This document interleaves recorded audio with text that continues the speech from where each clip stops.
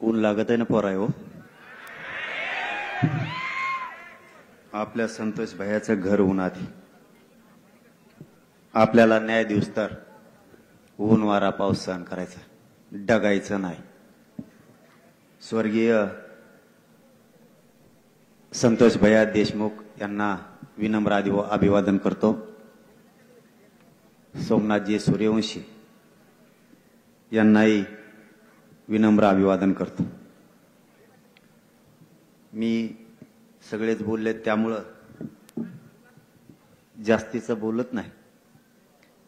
माझी तब्येत पण खराब आहे, परंतु माझ्या वेदनेपेक्षा संतोष भैयाच्या कुटुंबाच्या वेदना ह्या माझ्यासाठी जास्त महत्वाच्या आहेत. म्हणून आपण समाजासोबत राहिलं पाहिजे. मानपान सोडून आपण लढलं पाहिजे, समाजासोबत उभा राहिलं पाहिजे. म्हणून प्रत्येक मोर्चात मला जसं जसं जमल तसं तसं चालतो आणि येतोय. संतोष भैयाच्या बद्दल आज एक माहिती आली की सगळ्या आरोपींवरती मोका लागलाय. पण जर खंडणीतल्या आरोपींवर मोका लागला नसला तर हा मोका आम्हाला मान्य नाही. जितके आरोपी आहेत त्या सगळ्या आरोपींवरती मोका आणि जे खंडणीतले आरोपी आहेत, जे खुनातले आहेत, हे दोन्ही एकच. हे वेगळे नाही आहेत. यांना सगळ्यांना 302 मध्ये घेतलं पाहिजे.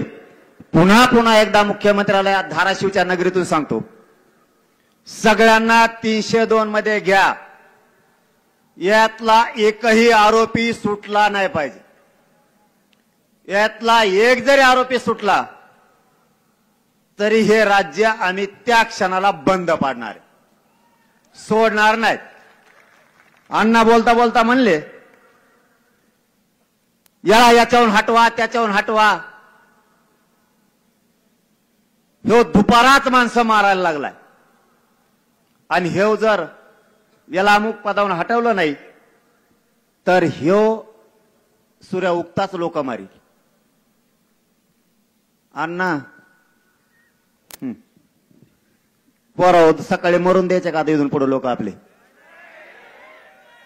आता तुम्ही नुसतं नक्त लावा, मग तुम्हाला कळण कसे कुत्र्यासारखे सालटे निघत अंगाचे. आता एवढं सोपं नाही. मुख्यमंत्र्याला या धाराशिव नगरीतून आमचं आव्हान आहे. या समाजानं तुमच्यावरती विश्वास ठेवलाय.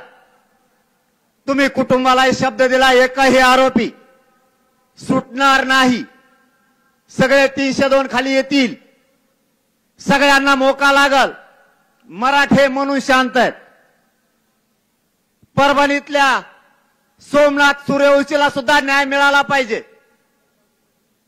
त्या कुटुंबाला न्याय मिळाला नाही तर आम्ही खांद्याला खांदा लावून त्यांच्या सोबत उभा राहणार आहेत. जर या कुटुंबाशी मुख्यमंत्र्यांनी दगाफटका केला, तुमचा सरकारचा कार्यक्रम संपला.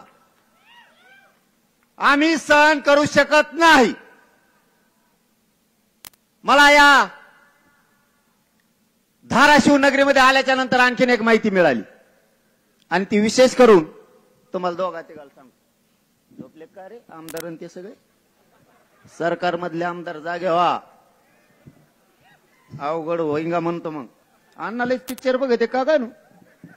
नाही लय दणका असतोय तुमचा. ह्यो व्हाया बदन्या म्हणते व्हाया, याला सोडत नाही वाटतं काहीच. तुम्ही यांना सोडू नका म्हणजे बस आम्ही आहेत तुमच्या माग.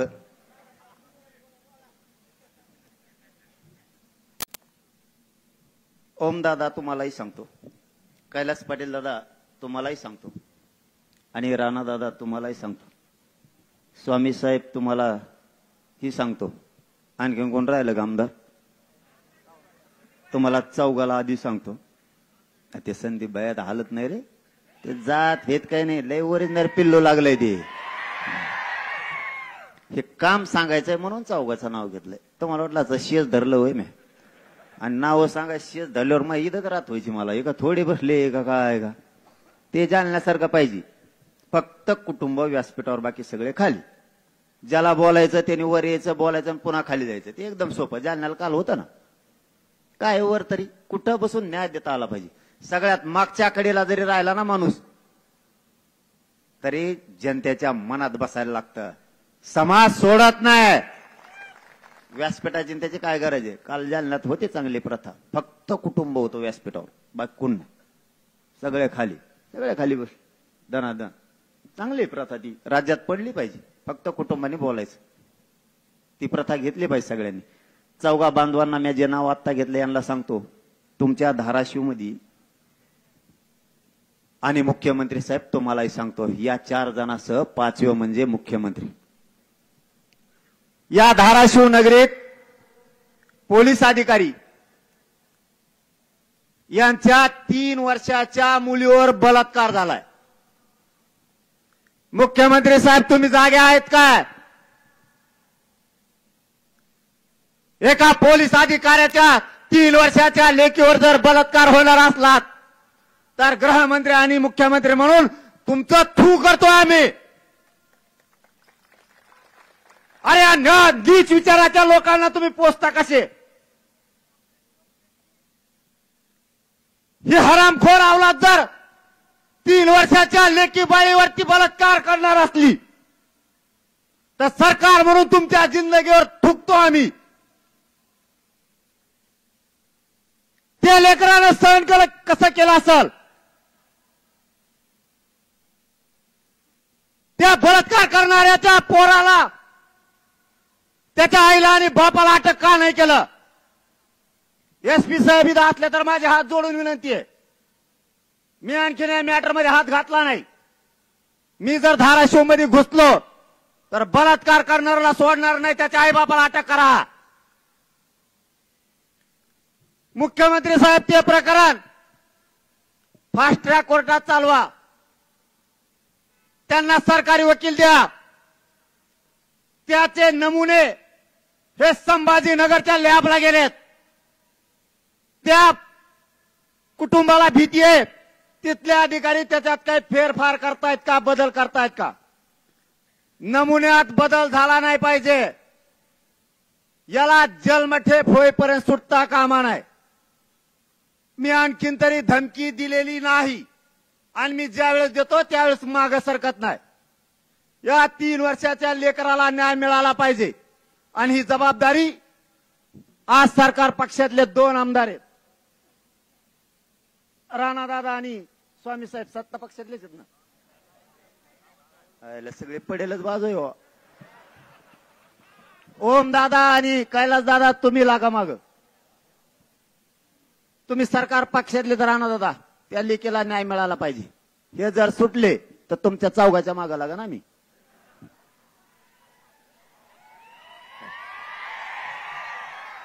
मला माझ्या 3 वर्षाच्या लेकीला न्याय पाहिजे. काय मागत नाही तुम्हाला मी दुसरं. तुमच्यावर ज्या ज्या वेळी येईल पोराव जो समाजाच्या बाजूने बोलन तुम्हाला आजच माझ्याकडून विनंती आहे. जो माणूस समाजाच्या बाजूने बोलन त्याच्या पाठीशी खंबीर उभा राहायचं. राहणार ना तुम्ही भिडायचं. त्या लेकीला न्याय मिळाला पाहिजे. मला इथं आल्यावर आणखीन एक मॅटर कळालं. बघा हे प्रताप धनंजय मुंडेच्या टोळीची भंगार गोळा केले सालेकडून. कुठे गेलं रे ते फोटो आहे का. बघा फोटो बघितल्यावर तुमच्या 100% तुम्हाला दुखणंच येणार. ह्यो फोटो आहे बघा. दिसतोय का. दिसणारच नाही. सडलाय फोटो. बॉडी सडली. ही बॉडी पूर्ण सडली. किडे लागले तिला. किडे. बघा माणुसकीची हत्या कशी केली जाते. अजितदादा आणि देवेंद्र फडणवीस साहेब तुमच्या मंत्रिमंडळात असणाऱ्या नेत्याच्या हरामखोर पैदाशी पैदा ज्या झाल्यात ह्या गुंडाच्या त्यांचे प्रताप येते. काय वाटलं असं या बापाला. मी असलं कधी दाखवित नाही. मला त्या 3 वर्षाच्या लेकीच ऐकलं आणि हे बघितलं. याचा खून झालाय आणि आरोपी अटक नाही. सडली ही बॉडी पूर्ण सडली. नाव काय आहे त्याच्यावर? कृष्णा खोरे कोरे. तुमच्या धाराशिवच हे मॅटर हे पद बघा. युबॉडी गृहमंत्री आहेत का झोपले? हे बघा प्रताप, तुमच्या पक्षातल्या संविधानाच्या पदावर बसलेल्या माणसांच्या कार्यकर्त्याचे प्रताप. हे जरा व्यासपीठावरच्या नेत्याला दाखवा. अरे मग मी आहे ना, मला सांगत राहा इथून पुढं. इथून पुढं राज्यातलं सगळं सांगत राहा गोरगरीबा. मला मी आहे यांच्या मुंडक्यावर पाय द्यायला. आणखीन एक हे तेवढंच दाखवतो. तुम्ही आंतरवालीला सगळं गाभाळ आणून द्या. 25 तारखेच्या नंतर कार्यक्रमच लावतो मी यांचा सगळ्याचा. आता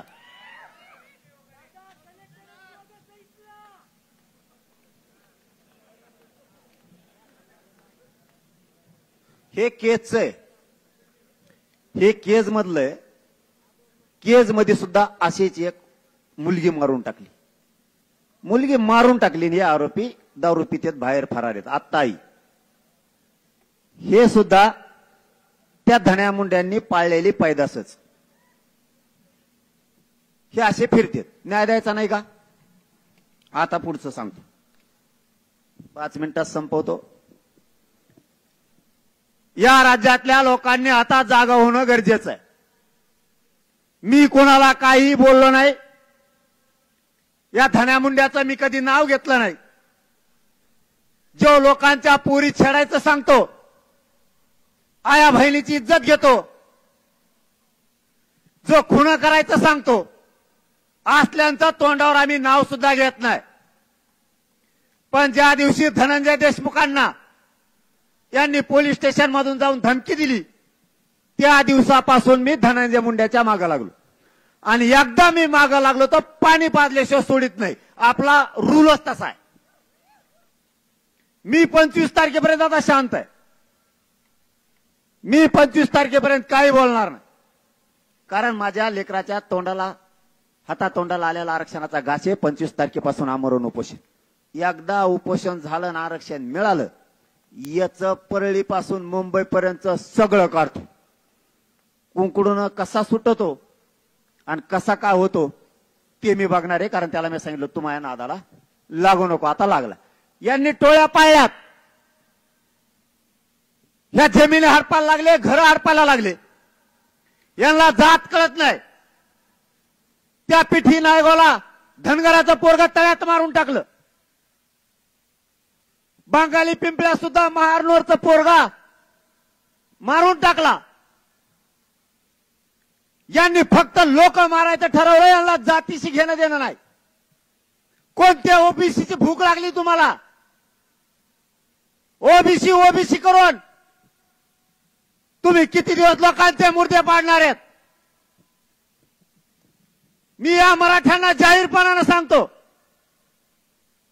शांत राहा. पण आता यापुढे धड बना. कोणावरती हल्ला करायची गरज नाही. पण प्रत्युत्तर दिल्याशिवाय आता शांत बसायचं नाही. कुटुंब जगवावं लागणार आहे. स्वतःच्या कुटुंबाचं तुम्हाला रक्षण करावं लागणार आहे. तुमच्या गल्लीचं रक्षण तुम्हाला करावं लागणार आहे. तुमच्या गावचं रक्षण तुम्हाला करावं लागणार आहे. तुमचा समाज तुम्हाला जिवंत ठेवावं लागणार आहे.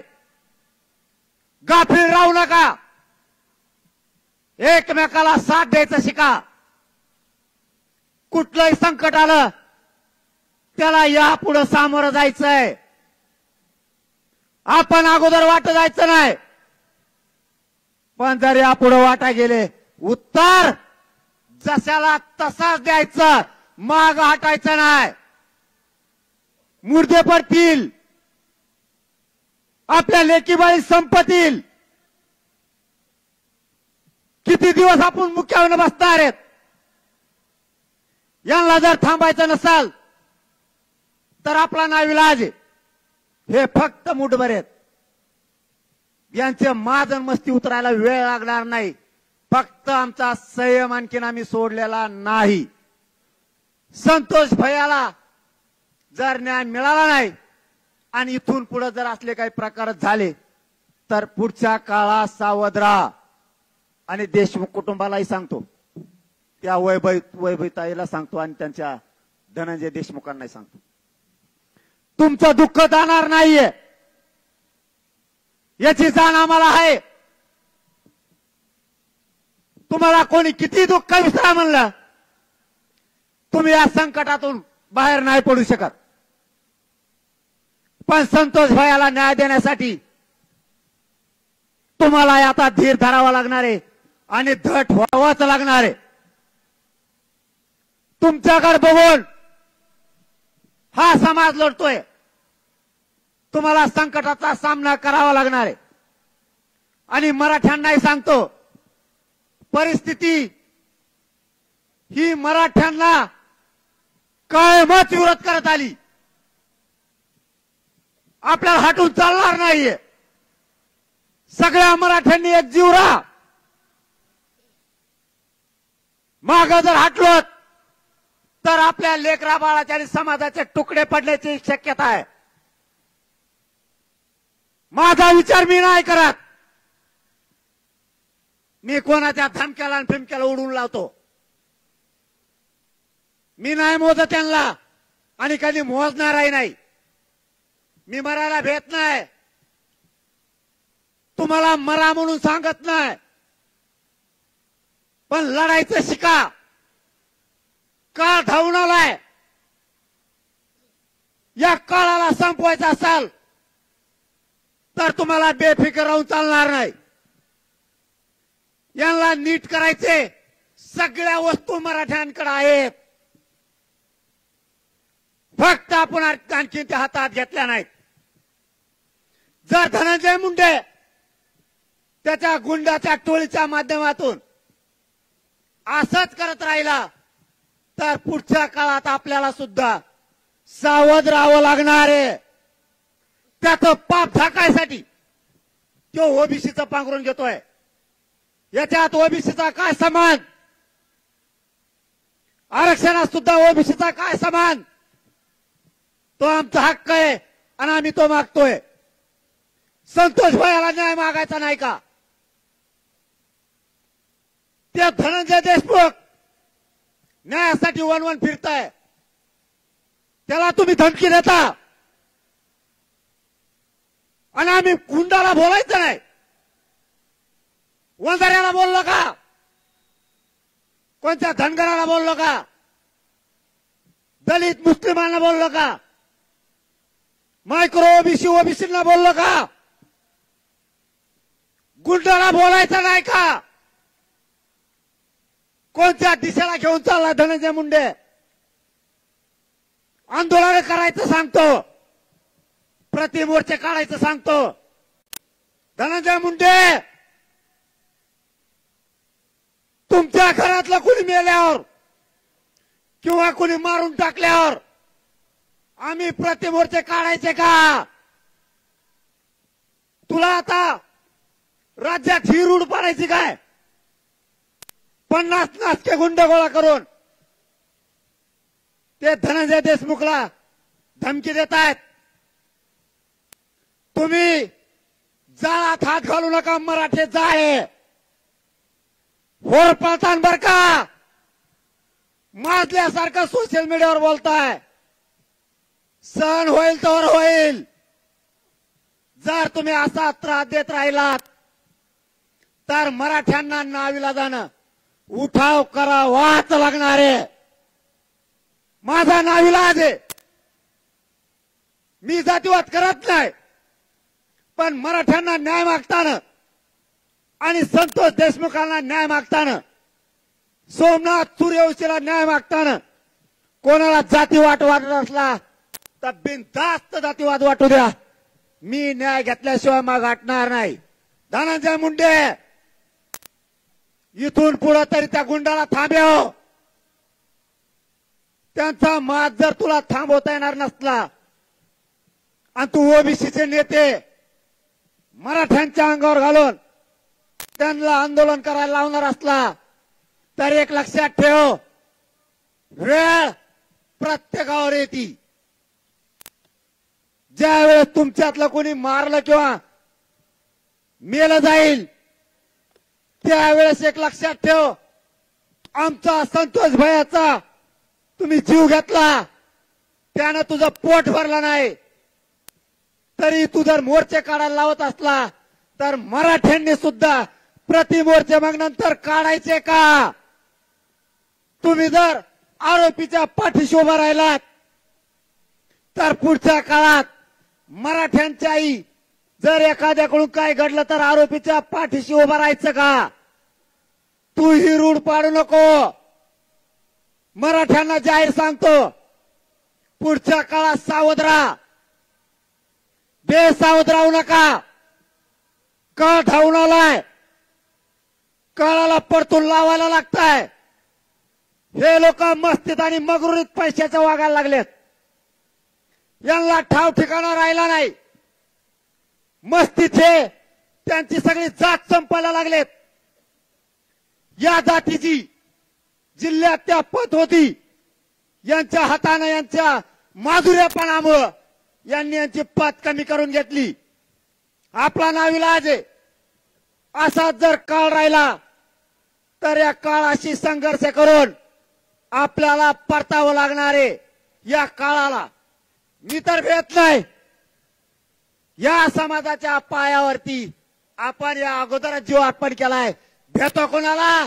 आणि धनंजय मुंडे भेट नसतो. मनोज जरांगे तुझे लोक शांत कर. जर या पुढे मराठ्यांना त्रास झाला, गोरगरीब दलित मुस्लिमांना ओबीसीना जर त्रास झाला तर सामना 25 जानेवारीच्या नंतर होणार आहे. कायद्यानं होईल, पण तुझी मस्ती जिरल्याशिवाय गप बसणार नाही. संतोष भैयाचा दासांना शेवटचं सांगतो, सगळ्यावरती मोका. खंडणीतले आरोपी 302 मध्ये आले पाहिजेत. जेवढे जेवढे प्रकरण झालेत, आरोपीला ज्याने ज्याने सांभाळलाय त्यांना सह आरोपी करा. जबाबदारी तुमच्यावरती आहे. राज्याला शब्द मुख्यमंत्र्यांनी दिलाय म्हणून मराठा शांत आहे. सगळ्यांना 302 मध्ये घ्यायचं सांगा. वाटल्यास मुख्यमंत्र्यांकडे आज उद्या पुन्हा जाऊन तुम्ही हा प्रश्न तडीस लावा. पुन्हा एकदा धनंजय मुंडेला सांगतो, टोळी थांबव. लाभार्थी टोळीनं अन्याय चालवला, थांबव तिला. जड जाईन बर का, ही धमकी नाही. तुला सावध करायलोय. तुला मी सांगितलं होतं माझ्या नादी लागू नको. यांची मस्ती थांबव.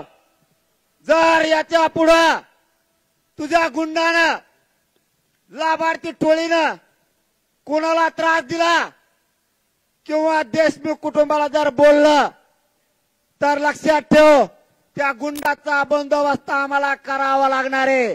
गुंडाला आम्ही बोलणार, तुझ्या जातीला कधी बोललो नाही. पांघरून घेऊ नको तुझं पाप झाकायसाठी. शेवटचं सांगतो, तुम्हाला हात जोडून विनंती आहे, सगळ्या पक्षाच्या लोकांना आणि सगळ्या मराठ्यांना देशमुख कुटुंबाच्या पाठीशी उभा राहा आणि 25 जानेवारीला सगळ्यांना अंतरवाली लिहा. धन्यवाद. जय शिवराय.